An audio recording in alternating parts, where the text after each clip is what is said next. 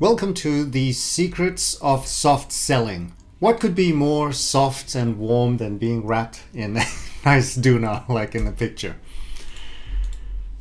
Have you ever gotten one of these phone calls where they're just so pushy? They'll use questions, manipulations, all sorts of ways to just badger you and to get what they want without necessarily giving you anything in return.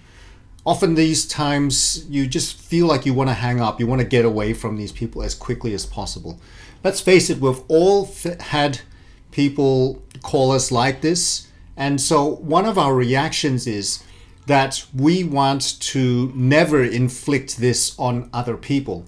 Unfortunately, the side effect of that is that we go to the other extreme. We go to the extreme of being passive. And so how do we go about balancing being effective while being soft at the same time? That's what we're going to talk about today.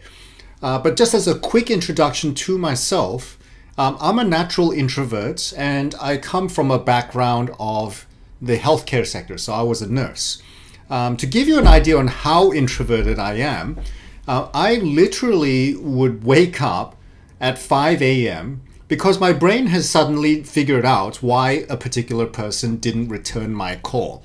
So if the reason that I'm sharing this with you is because if you can relate to me in any degree whatsoever, that there is hope for you. If I can learn how to sell and to do it while maintaining personal integrity and values, so can you. So from this session, I'm going to share three key ideas. One is going to be how to earn trust authentically. The next is how to present persuasively. And finally, how to create urgency gently. All right, let's first look at how to earn trust authentically. There are actually many different ways that we can earn people's trust. So there's reliability, there's honesty, there's competence, shared values, vulnerability, reciprocity, and social proof. But undergirding all of these factors is one critical factor, which is client centricity. So the opposite of this being selfishness. The more self-oriented and selfish you are, the less people are going to trust you in spite of all of those other factors. So what does being 100% client-centric actually look like? Firstly, you need to genuinely care about the other person that you're speaking to. If you do not have that authentic care factor within you, it's going to come across in your body language, in your tone of voice, and the words that you use. And one of the next consequences of this genuine care is that you're going to always act in the other person's best interests.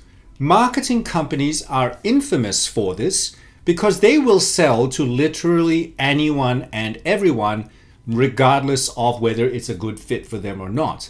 So one of the big indicators of others' centricity is your ability to say to your prospects that I don't think that we're a good fit for you, if that is genuinely the case. Another thing that you can do is to really obsess over the experience. So that includes the sales process and the onboarding process when they actually become a client. But of all of these action steps that you could take, there's one thing that you can do straight away that will have a big effect on how people perceive you and therefore earn their trust. And that is to be generous. Whether that's being generous with your time, being generous with your expertise, generally speaking, people will want to give back to you if you have given generously to them. Therefore, find ways to give value in every interaction that you have with your prospective clients. All right, so that's the trust phase. I've actually skipped over the consulting phase where you ask lots of questions to figure out what it is that people care about and why they care about it. But when it comes to the actual presentation, you should be drawing your information from that phase. And I find that most people, especially the introverts, have a lot of attention to detail. So usually we're very good at asking those questions, but then we usually struggle in the presentation phase. For the presentation phase, there are three key things that we need to be aware of. There is the ethos, the pathos, and the logos. These are ancient Greek words that represent our credibility, our emotions, and our logic. For a person to make a purchasing decision with us, they need to fulfill all three of these criteria. So, what do these look like? For credibility, I want you to be conscious of this fact, that people will believe in you to the degree that you believe in yourself. And so here's the funny thing. A lot of us are really good at our craft. We're really good at what we do.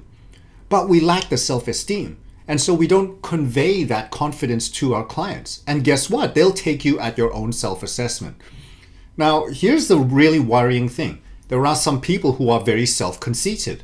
They think that they're the best at whatever it is that they do, but they're genuinely not. And these people will convey themselves in such a confident way that they will win deals.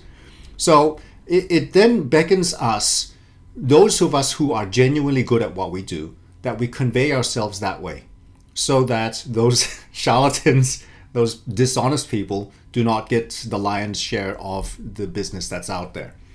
All right, so that's the credibility. Next is the emotions. So again, one little takeaway from this is that if you want to influence people's emotions, you need to use stories. Tell compelling stories. And make sure you don't just inundate your prospective clients with facts. And then over to the logic side of things. Very briefly, what this looks like is that you need to show your client where they are right now, figure out where it is that they want to go, and show how your solution, your product or your service is the bridge that will help them to get to where they want to be. So how do we go about tying all of these three ideas into just one strategy that you can use straight away to get immediate results? And that is to use testimonials. It ticks all of the three boxes. It has the credibility factor because you were able to produce a great result for your client. That's a credibility signal. Then there's the logic, because you're showing how you actually solved a client's problem. And then there's the emotional factor as well, because it's in the form of a story. So what I usually recommend here is not to actually front load these testimonials, because that can come across as self-centric. What I usually do is I put it at the end of my presentations, and I use it as part of my proposal email, just as a way of showing the credibility of what you do, but not doing it in a self-centric way, right? So that's what I would suggest from there. All right, how do we go about creating urgency gently? And this is probably one of the most challenging areas, especially for those of you who relate to me in terms of being the soft personality, the people pleaser type. Right. And from this perspective, we really need to understand that there are those two extremes that we referred to before. There's being aggressive, which is about self-interest. And then there's the other extreme, which is being passive, where you're only really looking to protect your own feelings, really, if we're honest. And so this is usually the way this looks like is you say to the person, come back to us when you are ready, which invariably people will never come back to you. So what is the middle ground? The middle ground is that you are being assertive. That means you are acting in the genuine best interests of your prospect, but you're also looking to help yourself and to grow your own business as well. How does this actually look from a sales perspective? Here's what it looks like. You count the costs. You look at the actual costs of the problem that they are experiencing right now.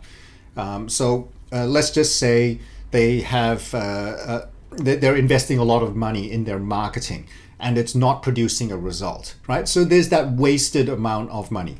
But then on the flip side, there is another cost on top of that, which is what we call the opportunity costs. So whatever money that they were wasting on that unproductive marketing, they could have used for some sort of opportunity to produce a positive result. So there's a double whammy cost associated with that problem that they have. But on top of that, what you need to help your clients to understand is that there is an effect of time on the above. The longer they live with this problem, the more it's going to cost them. And this is a way to build some genuine urgency with your clients that's in their best interests rather than for selfish interests. So putting it together, we need to be generous in our sales process. Use testimonials as part of your proposal process, and also help them to count the costs. That's the actual cost as well as the opportunity costs. If you found this webinar helpful for you, feel free to search up Sales Ethos on Google. Leave us a review. That would be a massive favor to us. And just as a small token of saying thanks, Ben, we really got a lot of value out of this. Leave us a review. It would be, I would consider it a personal favor if you were to do that. So if you'd like to catch up with me, feel free to contact me on these details. I would love to have a chat with you about your sales processes and how we can help you to serve more people.